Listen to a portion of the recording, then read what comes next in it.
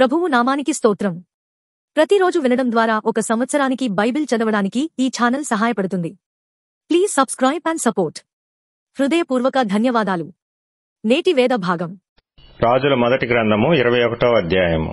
ఈ సంగతులైన తరువాత యెజ్రెయేలులో షోమ్రోను రాజైన ఆహాబు నగరును ఆనుకొని యెజ్రెయేలు వాడైన నాబోతునకు ఒక ద్రాక్షతోట కలిగి ఉండగా, ఆహాబు నాబోతును పిలిపించి, నీ ద్రాక్షతోట నా నగరును ఆనుకొని ఉన్నది గనుక అది నాకు కూరతోట కిమ్ము, దానికి ప్రతిగా దానికంటే మంచి ద్రాక్షతోట నీకిచ్చెదను, లేదా నీకు అనుకూలమైన ఎడల దానిని క్రయమునకిమ్మని అడిగెను.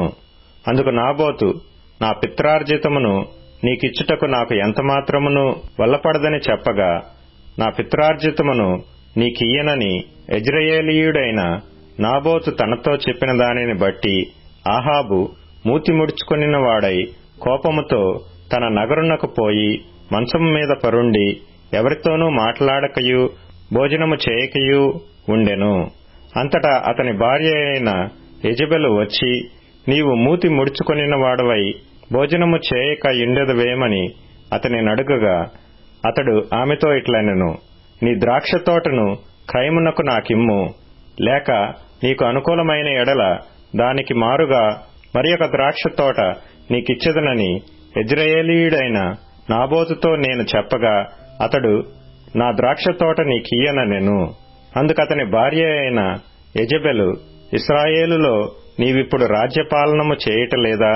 లేచి భోజనము చేసి మనస్సులో సంతోషముగా ఉండుము. నేనే యెజ్రెయేలీయుడైన నాబోతు ద్రాక్షతోట నీకిప్పించెదనని అతనితో చెప్పి, ఆహాబు పేరట తాకీదు వ్రాయించి అతని ముద్రతో ముద్రించి ఆ తాకీదును నాబోతు నివాసము చేయుచున్న పట్టణపు పెద్దలకును సామంతులకును పంపెను.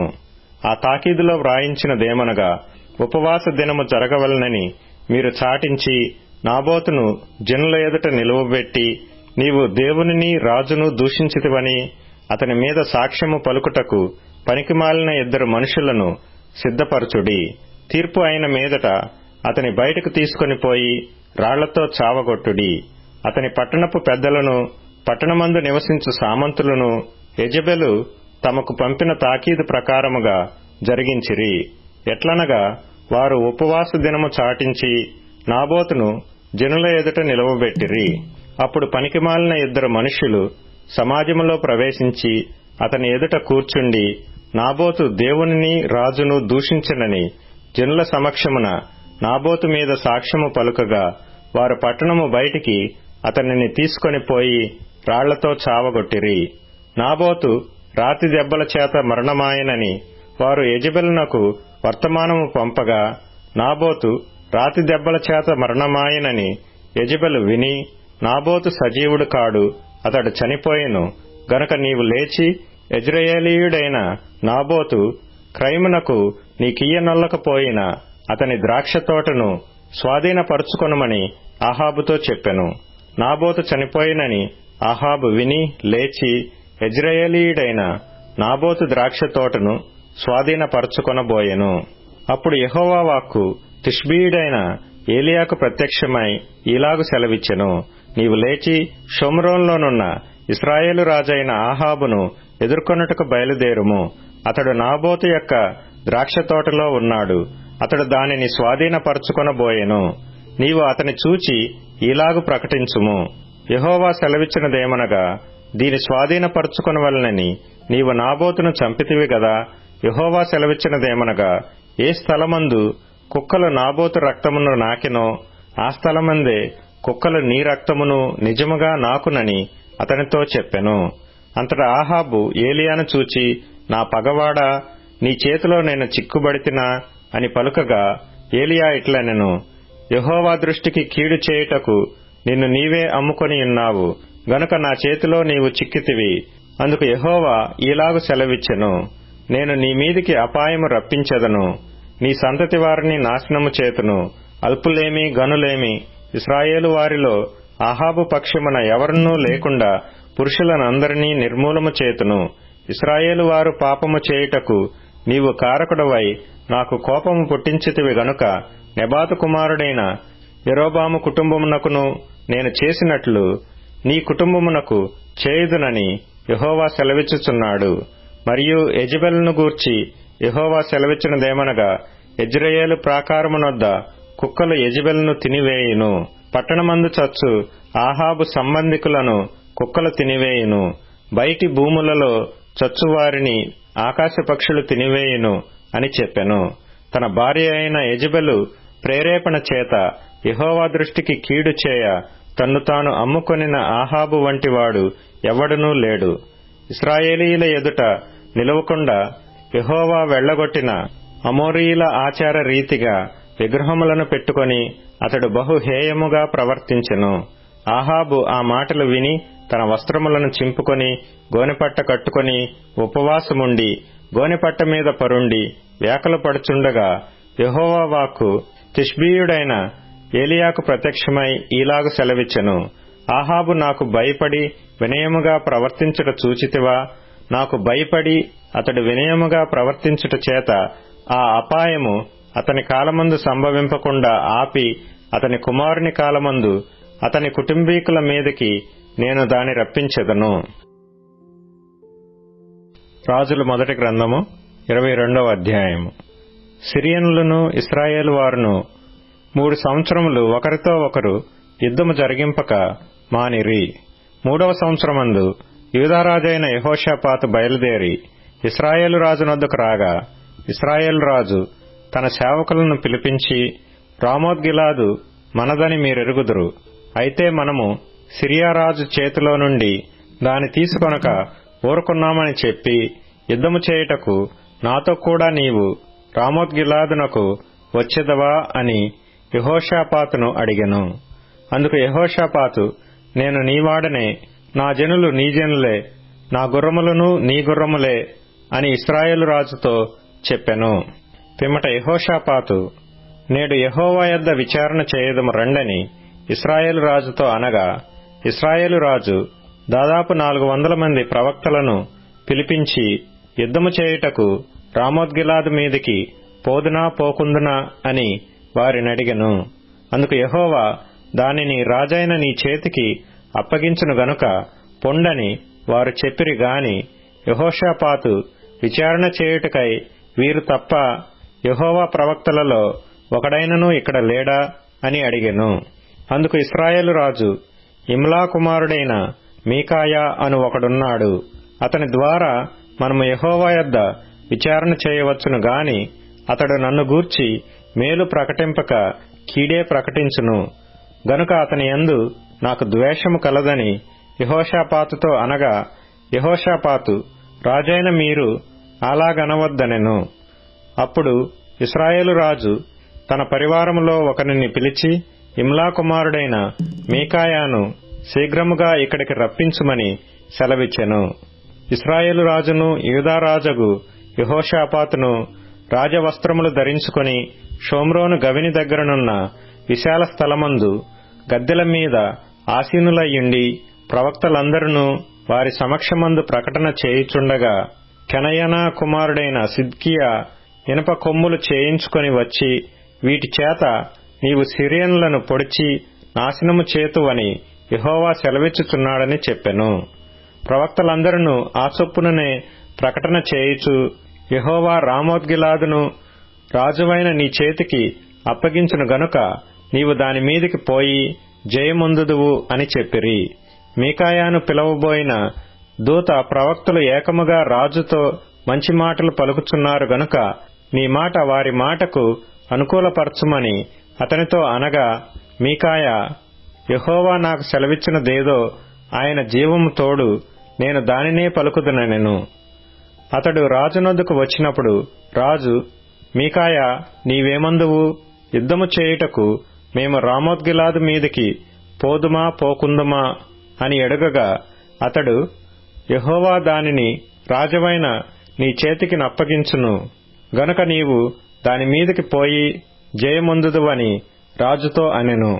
అందుకు రాజు, నీ చేత ప్రమాణము చేయించి యెహోవా నామమును బట్టి నిజమైన మాటలే నీవు నాతో పలకవలసినదని నేనెన్నిమార్లు నీతో చెప్పితిని అని రాజు సెలవీయగా, అతడు, ఇశ్రాయేలీలందరూ కాపరిలేని గొర్రెల వలెనే కొండల మీద చెదరియుండుట నేను చూచితిని. వారికి యజమానుడు లేడు, ఎవరి ఇంటికి వారు సమాధానముగా వెళ్లవలసినదని యెహోవా సెలవిచ్చెను అని చెప్పెను. అప్పుడు ఇశ్రాయేలు రాజు యెహోషాపాతును చూచి, ఇతడు నన్ను గూర్చి మేలు పలకక కీడే ప్రవచించునని నేను నీతో చెప్పలేదా అనగా, మీకాయా ఇట్లనెను, యెహోవా సెలవిచ్చిన మాట ఆలకించుము.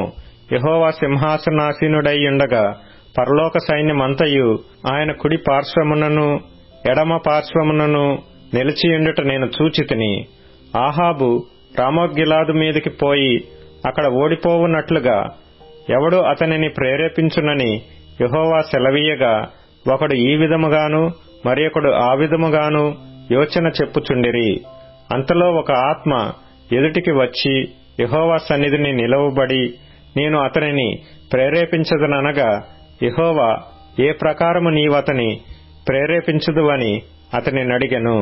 అందుకతడు, నేను బయలుదేరి అతని ప్రవక్తల నోట అబద్ధమాడు ఆత్మగా ఉందునని చెప్పగా, ఆయన, నీవు అతని ప్రేరేపించి జయము నొందుదువు, పోయి ఆ ప్రకారము చేయుమని అతనికి సెలవిచ్చెను. యెహోవా నిన్ను గూర్చి కీడు యోచించి నీ ప్రవక్తల నోట అబద్ధమాడు ఆత్మను ఉంచియున్నాడు.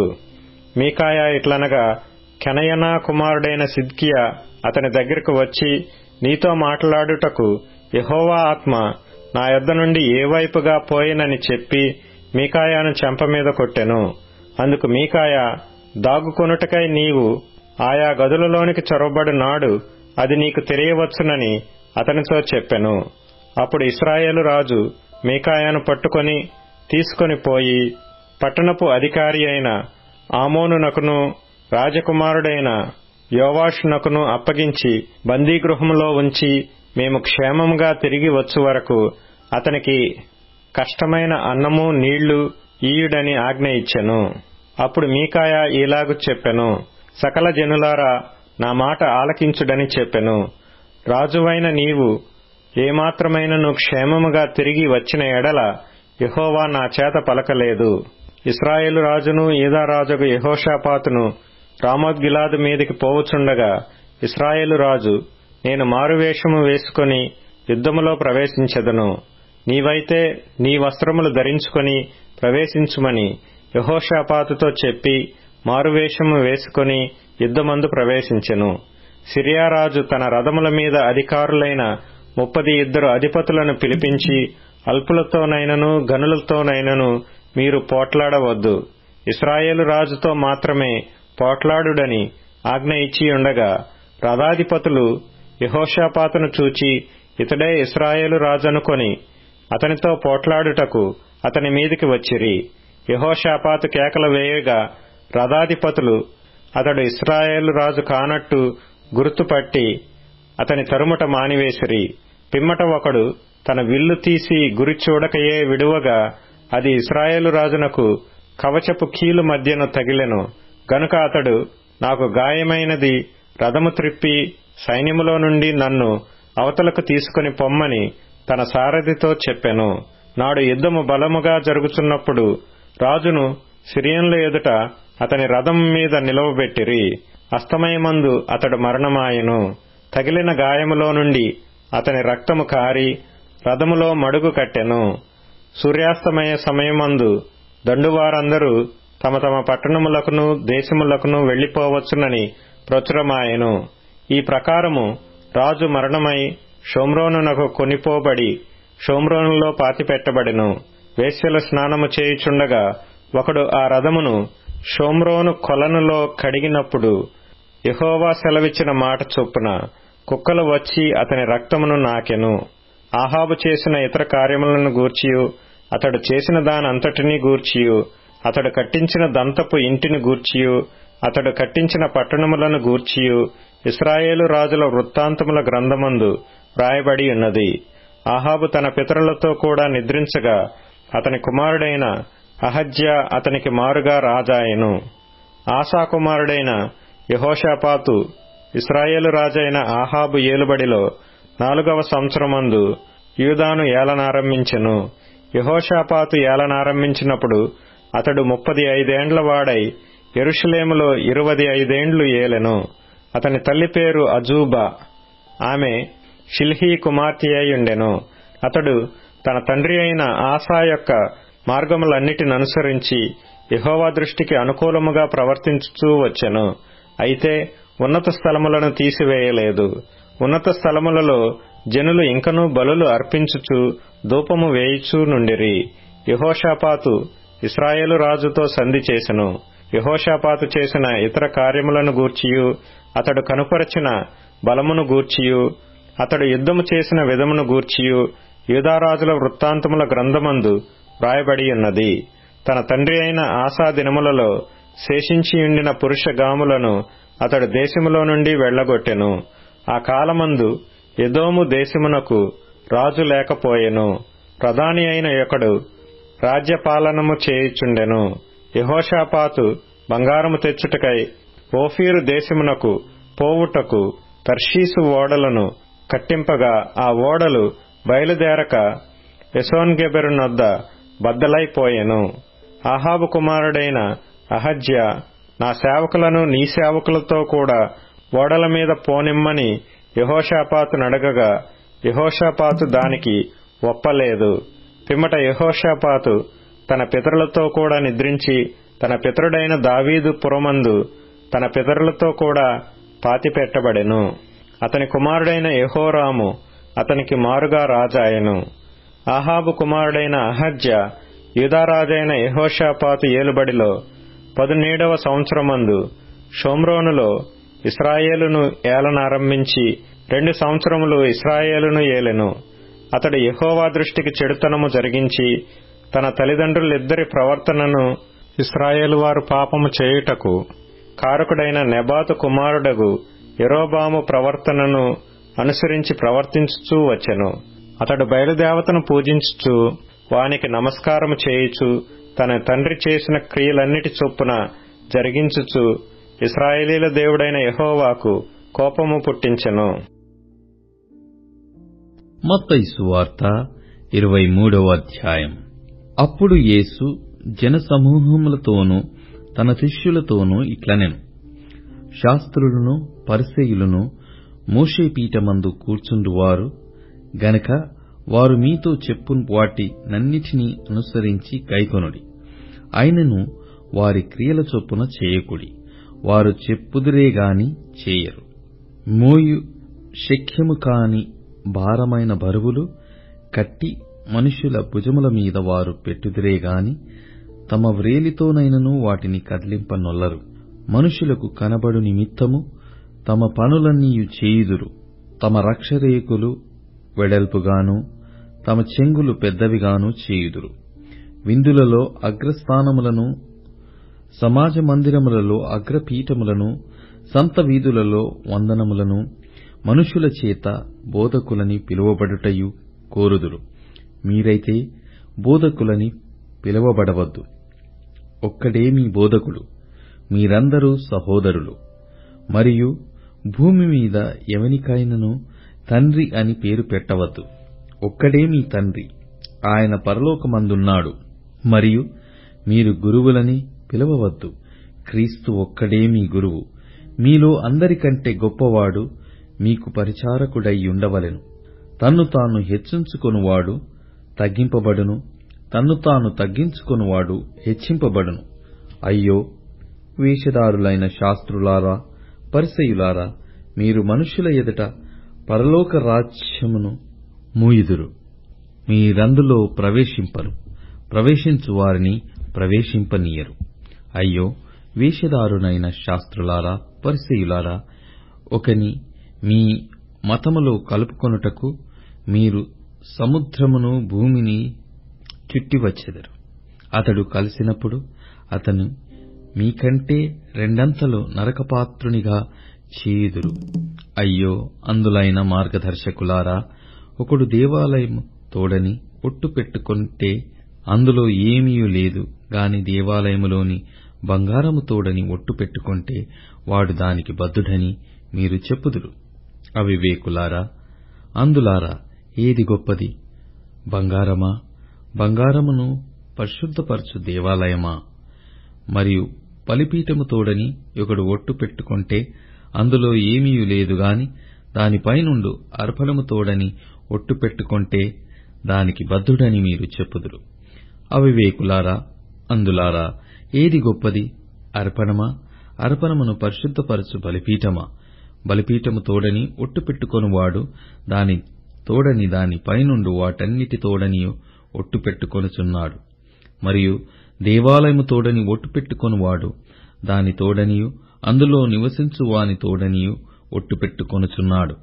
మరియు ఆకాశము తోడని ఒట్టు పెట్టుకొనువాడు దేవుని సింహాసనము తోడనియు దానిపైని కూర్చున్న వాని తోడనియు ఒట్టు పెట్టుకొనుచున్నాడు.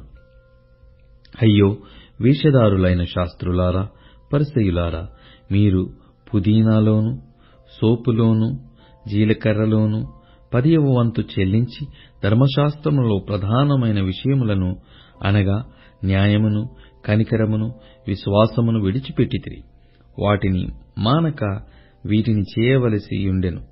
అందులైన మార్గదర్శకులారా, దోమ లేకుండునట్లు వడియగట్టి ఒంటెను మృంగువారు మీరే.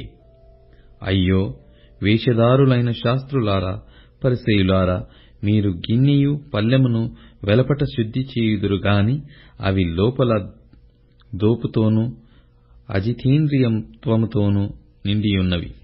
గ్రుడ్డి పరిసయ్యుడా, గిన్నెయు పల్లెమును వెలుపల శుద్ధి యగునట్టుగా ముందు వాటి లోపల శుద్ధి చేయుము.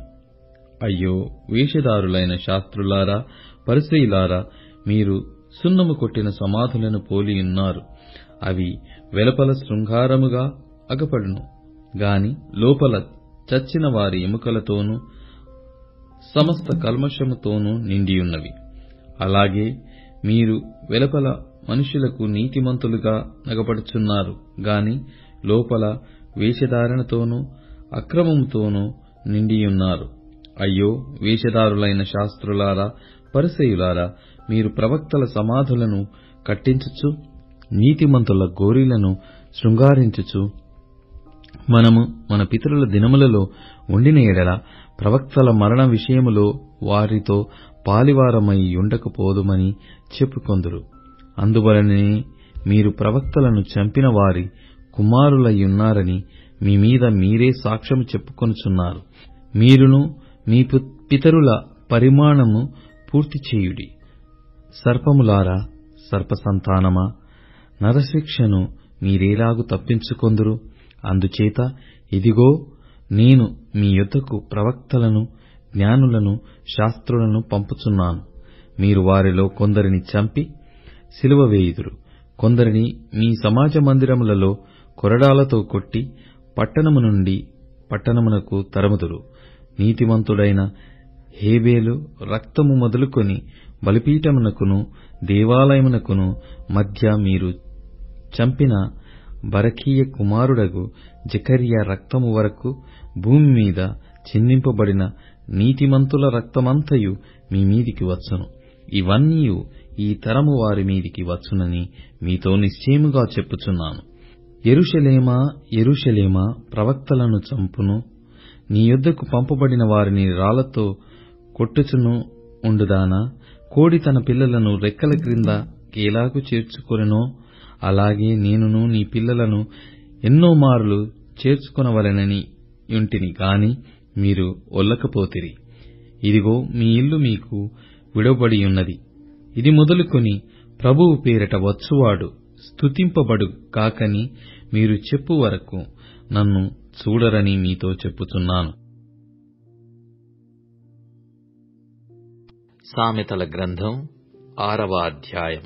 నా కుమారుడా, నీ చెలికాని కొరకు పూటబడిన ఎడల, పరుని చేతిలో నీవు నీ చేయి వేసిన ఎడల, నీ నోటి మాటల వలన నీవు చిక్కుబడియున్నావు, నీ నోటి మాటల వలన పట్టబడియున్నావు. నా కుమారుడా, నీ చెలికాని చేత చిక్కుబడితివి. నీవు త్వరపడి వెళ్లి విడిచిపెట్టుమని నీ చెలికానిని బలవంతము చేయుము. ఈలాగు చేసి తప్పించుకొనుము. నీ కనులకు నిద్రయైనను నీ కనురెప్పలకు కునుకుపాటైనను రానియకుము. వేటకాని చేతి నుండి లేడి తప్పించుకొనున్నట్లును, ఎరుగువాని చేతి నుండి పక్షి తప్పించుకొనున్నట్లును తప్పించుకొనుము. సోమరి, చీమల యొద్దకు వెళ్ళుము. వాటి నడతలు కనిపెట్టి జ్ఞానము తెచ్చుకొనుము. వాటికి న్యాయాధిపతి లేకున్నను, పై విచారణకర్త లేకున్నను, అధిపతి లేకున్నను, అవి వేసవి కాలమందు ఆహారము సిద్ధపరచుకొనును, కోతకాలమందు ధాన్యము కూర్చుకొనును.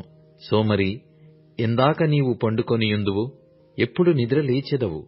ఇక కొంచెము నిద్రించెదనని, కొంచెము కునికెదనని, కొంచెము సేపు చేతులు ముడుచుకొని పడుండెదనని నీవనుచుందువు. అందుచేత దోపిడిగాడు వచ్చునట్లు దారిద్ర్యము నీ యొద్దకు వచ్చును. ఆయుధదారుడు వచ్చునట్లు లేమి నీ యొద్దకు వచ్చును. కుటిలమైన మాటలు పలుకువాడు పనికి మాలినవాడును దుష్టుడునై యున్నాడు. వాడు కన్నుగీటుచు కాళ్లతో సైగచేయును, వ్రేళ్లతో గురుతులు చూపును. వాని హృదయము అతిమూర్ఘ స్వభావము గలది. వాడెల్లప్పుడూ కీడు కల్పించుచు జగడములు పుట్టించును. కాబట్టి ఆపద వాని మీదికి హఠాత్తుగా వచ్చును. వాడు తిరుగలేకుండా ఆ క్షణమందే నలగగొట్టబడును. యెహోవాకు అసహ్యములైనవి 6 గలవు, 7 ఆయనకు హేయములు. అవేవనగా అహంకార దృష్టియు, కల్లలాడు నాలుకయు, నిరపరాధులను చంపు చేతులును, దుర్యోచనలు యోచించు హృదయమును, కీడు చేయుటకు త్వరపడి పరుగులెత్తు పాదములును, లేని వాటిని పలుకు అబద్ధ సాక్షియు, అన్నదమ్ములలో జగడములు పుట్టించువాడును. నా కుమారుడా, నీ తండ్రి ఆజ్ఞను గైకొనుము, నీ తల్లి ఉపదేశమును త్రోసివేయకుము.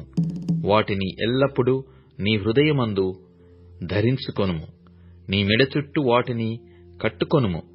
నీవు త్రోవను వెళ్ళునప్పుడు అది నిన్ను నడిపించును, నీవు పండుకొనున్నప్పుడు అది నిన్ను కాపాడును, నీవు మేలుకొనున్నప్పుడు అది నీతో ముచ్చటించును. ఆజ్ఞ దీపముగాను ఉపదేశము వెలుగుగాను ఉండును. శిక్షార్థమైన గద్దింపులు జీవమార్గములు. చెడు స్త్రీ యొద్దకు పోకుండను, పరస్త్రీ పలుకు ఇచ్చకపు మాటలకు లోబడకుండను అవి నిన్ను కాపాడును. దాని చెక్కదనమందు నీ హృదయములో ఆశపడకుము. అది తన కనురెప్పలను చికిలించి నిన్ను లోపర్చుకొన నీయకుము. వేశ్యా సాంగత్యము చేయువానికి రొట్టె తునుక మాత్రము మిగిలియుండును. మగనాలు మిక్కిలి విలువగల ప్రాణమును వేటాడును. ఒకడు తన ఒడిలో అగ్ని నుంచుకొనిన ఎడల వాని వస్త్రములు కాలకుండునా? ఒకడు నిప్పుల మీద నడిచిన ఎడల వాని పాదములు కమలకుండునా? తన పొరుగువాని భార్యను కూడువాడు ఆ ప్రకారమే నాశనమగును.